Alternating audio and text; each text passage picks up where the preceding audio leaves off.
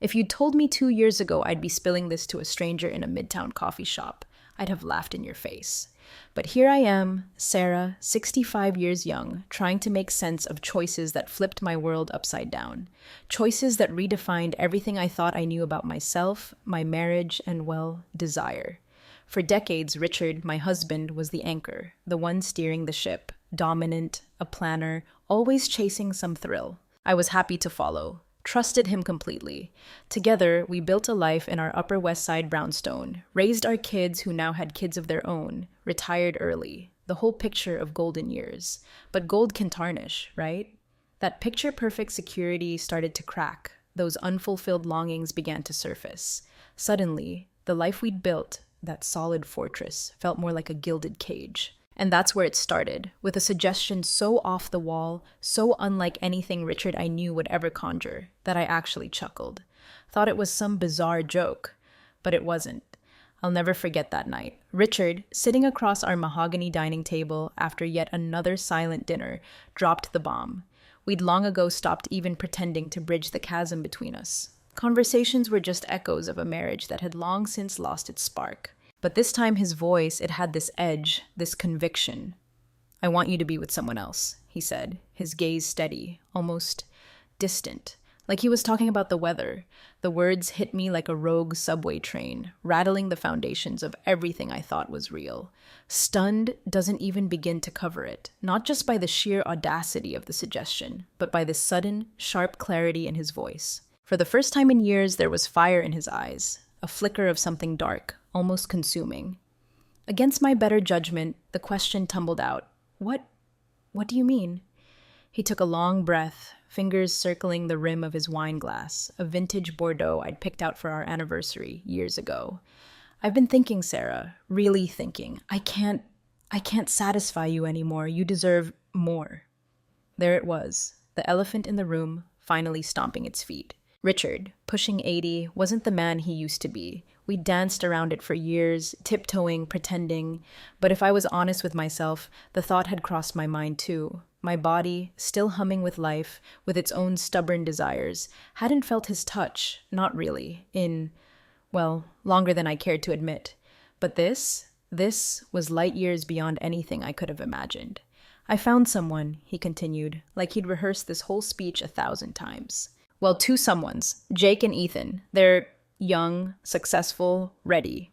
I froze. Two? My husband hadn't just suggested I sleep with another man, but two young men? It felt like I'd fallen through the rabbit hole, landed in some twisted version of Alice in Wonderland. My stomach lurched, a sickening mix of fear and something else. Something I hadn't felt in decades. Curiosity? Disgust? I couldn't even name it. The days that followed were a blur of Central Park walks, grocery runs to Zabar's, the mundane rhythm of life on autopilot. But underneath, the ground had shifted, cracked open. I went through the motions, pruning roses in our tiny garden, chatting with Mrs. Rodriguez about her chihuahua, all while this knot tightened in my gut. Every glance Richard sent my way felt loaded, expectant, like he was waiting for me to bite, to take him up on this insane offer. Weeks crawled by, and when the subject didn't resurface, a fragile hope began to bloom. Maybe it was just a fleeting whim, a bizarre fantasy he'd entertained for a moment before sanity kicked in. But then, one evening, while I was folding laundry, the crisp scent of Tide filling the air, Richard appeared in the doorway, hands in his pockets, voice calm, unsettlingly so. "I've set it up." I blinked, confused. Set what up? "Jake and Ethan, they're expecting us this weekend." The blood drained from my face, leaving me cold, clammy. The reality of his words slammed into me. He was serious. Dead serious. "Richard, are you out of your mind?" I choked out, my voice trembling, barely a whisper. But even as the protest left my lips, a flicker ignited within me. My mind conjured images, forbidden, dangerous, images I wasn't ready to admit to. Heat rose in my chest, a confusing cocktail of fear and excitement. Twisted together, something that both terrified and, dare I say it, thrilled me. "They know the situation. They're willing, Sarah," he said softly, like he was offering me a gift, a favor. I stared at him, speechless, a war raging inside me. But Richard, ever the decisive one, had already charted the course. "We leave Saturday." Saturday arrived like a runaway train. Richard had booked a table at some swanky hotel bar downtown, the Bowery, a place far enough from our Upper West Side bubble to avoid any awkward run-ins with our bridge club. As we walked into the dimly lit lounge, I felt like a museum piece, out of place in my classic Chanel suit, my hand clutching my purse like a life raft in a storm. Nervous didn't even begin to describe it, but Richard, as always, was unflappable, guiding me toward a corner table where Jake and Ethan were already waiting. My heart hammered against my ribs when I saw them. Jake, maybe 25, sharp, clean cut, a tailored suit, shoulders broad, dark hair slicked back, all angles and confidence. Ethan, a couple of years older, 27 maybe, the opposite. Casual confidence radiating off him, brown curls tousled, an easy, disarming smile. Both strikingly handsome in that effortless New York kind of way. For a split second, I felt like I'd stumbled onto someone else's movie set, an extra who'd wandered into the wrong scene. Richard made the introductions, his voice unnervingly steady, like he was ordering coffee. I shook hands with the two men, my own hand trembling despite my best efforts. Jake's grip was firm, respectful. Ethan flashed that grin again, and my stomach did a weird little flip. "It's really nice to meet you, Sarah," Jake said, his voice deep, resonating as he looked right into my eyes. "Likewise," I managed to croak out, my voice barely audible. The four of us sat down. Conversation started light, polite, harmless small talk about the city, the weather, the Yankees game. But underneath, a charged current thrummed, a tension you could practically taste hanging thick in the air. Ethan, the more playful one, kept the mood casual, cracking jokes, teasing Richard about his old man jokes. I appreciated his attempt to lighten things, but it only amplified the heavy weight of unspoken expectations.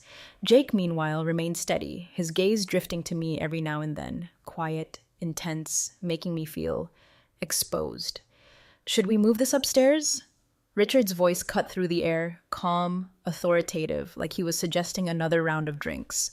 My heart stopped. The two men exchanged a quick glance, a silent communication passing between them, before turning their attention to me.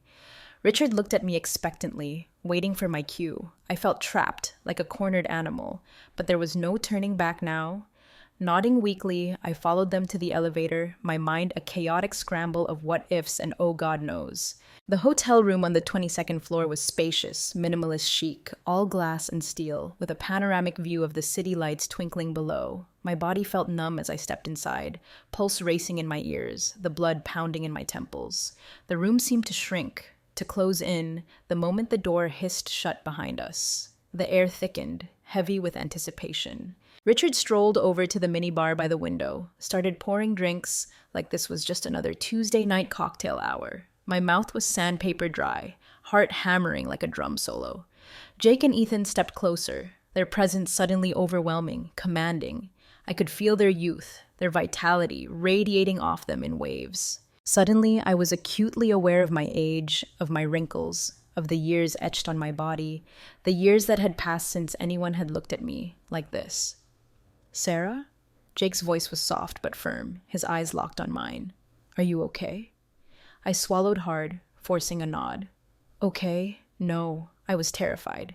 But beneath the fear, that flicker, that spark, ignited into something hotter, brighter, desire, long dormant, now violently awakened by the sheer audacity of the situation. Richard handed me a glass of wine, a crisp Sauvignon Blanc. His hand brushed mine, a fleeting, almost clinical touch. I looked at him, searching his face for some sign of hesitation, some flicker of doubt, some acknowledgement that this was madness. But all I saw was calm, cold, calculating calm. Jake stepped closer, his hand resting lightly on my waist, just above my hip. His touch was warm, steady, grounding. For a moment, just a fraction of a second, I felt myself relax, the tension easing ever so slightly. Ethan joined him, standing on my other side, his smile softening, becoming something gentle. He placed a hand on my arm, light, reassuring. I closed my eyes, took a shaky breath, let their touch anchor me. "We'll go slow," Jake murmured, his voice low, reassuring. I opened my eyes, met his gaze. No rush, no pressure, just patience. Like he understood somehow the enormity of what I was stepping into. And then, for the first time in what felt like forever, I let go. What followed was a kaleidoscope of sensation, a blur of hands, lips, skin. Jake's touch was steady, controlled, guiding me, leading me with a gentle firmness that made me feel safe, even as I ventured into uncharted territory, into the unknown. Ethan, on the other hand, was more playful, teasing, his light caresses sparking unexpected shivers. His laughter, warm and genuine, broke through the thick tension in moments where I thought I might completely unravel, lose myself to pure, unadulterated fear. Their youth, their vitality, it crashed over me like a tidal wave, drowning out the doubt, the hesitation, the years of nothingness that had plagued me for so long. In their arms, tangled in their limbs, I felt a resurgence of something I hadn't even realized I'd lost, a sense of being seen, of being desired, in a way that went beyond just the physical. For the first time in years, I felt alive. Truly, vibrantly alive. Richard watched from the periphery, silent, still, his eyes fixed on me, on us, following every move, every touch. I caught his gaze once, fleetingly, and in that moment I saw something I hadn't expected. Satisfaction. He had gotten what he wanted. This was his fantasy, his creation, and now he was watching it unfold, with an almost clinical detachment. I had stepped over the edge. There was no going back. The next morning, the weight of what had happened settled over me like a New York winter fog, thick, heavy, suffocating. I woke up alone in the king-size bed, the room eerily quiet, sunlight streaming in through the floor-to-ceiling windows, illuminating the city skyline. The events of the night before felt like a dream, disjointed, surreal. But the subtle soreness in my body, a faint ache in muscles I hadn't used in years, was a stark reminder that it had been all too real. I could hear voices in the other room, muffled, low. Richard, Jake, and Ethan, talking, in hushed tones. I lay there for a long time, listening to the murmur of their conversation, trying to process the unprocessable. I felt detached, like I was floating just above the surface of reality, unable to fully grasp the implications of what I'd done, of what I'd allowed to happen. Eventually, I forced myself to get up, slipped into a hotel robe, the plush fabric feeling alien against my skin. I padded into the living room. Richard was sitting at the small table by the window, a steaming mug of coffee in his hand. Jake and Ethan were standing by the window, gazing out at the city, their expressions calm, almost businesslike. "Good morning," Richard said, glancing up at me, his voice flat, devoid of emotion. "Morning," I replied quietly, my voice hoarse, scratchy. Jake and Ethan turned, their faces unreadable. Ethan offered a soft smile, offered me a cup of coffee, a gesture of polite normalcy. But there was a distance in his eyes, a coolness that hadn't been there the night before. It was as if a switch had been flipped, and now we were back to being strangers. I sipped my coffee in silence, the weight of their presence pressing down on me, suffocating me. I wanted to say something, anything, to break the awkward, suffocating tension, but the words wouldn't come. Finally, Jake broke the silence, the clinking of his coffee cup against the saucer echoing in the sterile room. "We should get going," he said, glancing at Ethan. "It was nice meeting you, Sarah." I nodded, unable to find my voice, my throat constricted. Ethan gave me a quick, polite hug, his touch light, fleeting, before they both headed for the door. And then they were gone. The door clicked shut, leaving me alone with Richard in the deafening silence of the hotel room. I turned to him, waiting, pleading silently for him to say something, anything that would make sense of this chaotic mess. But he didn't. He simply stood up, drained the last of his coffee, and walked past me without a word. I was left standing there by the window overlooking the glittering city, the cold, hard reality of the situation sinking in like ice water. I had crossed a line, a boundary I never, in my wildest dreams, thought I'd cross. And now there was no turning back. In the days that followed, back in our Upper West Side apartment, Richard barely mentioned what had happened at the Bowery. Life resumed its usual, predictable rhythm. Breakfasts in silence, afternoons spent tending to our small garden, evenings in front of the TV, watching reruns of old movies we'd seen 100 times. But there was an unspoken tension hanging between us, a heaviness that lingered in the air like cigarette smoke, even though neither of us smoked. I couldn't stop thinking about Jake and Ethan, their touch, their gaze, the way they had made me feel. It wasn't just the physical pleasure, though that had been undeniable, a jolt to a system that had long been dormant. It was the way they had seen me, the way they had made me feel desirable, vital, in a way Richard hadn't in years. I had expected to feel guilt, shame, regret, to be consumed by remorse for what I had done. But the truth was, I didn't. Instead, I felt conflicted. Torn between the life I had always known, the comfortable, predictable routine, and this new, unsettling, exhilarating world of desire I had stumbled into. It didn't take long for Richard to bring it up again. One evening, as we were sitting in the living room, the muted sounds of traffic filtering in from Central Park West, he casually tossed out the idea of meeting Jake and Ethan again. "I've been thinking," he said, his tone light, almost breezy, like he was suggesting a new restaurant. "Maybe we should do it again." I stared at him, my heart sinking like a stone. "What do you mean?" "Jake and Ethan," he replied, as if it were the most obvious thing in the world. "Or maybe someone else this time. There are plenty of options, you know."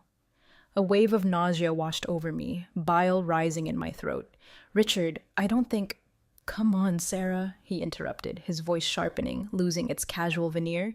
"Don't tell me you didn't enjoy it. I saw the way you reacted."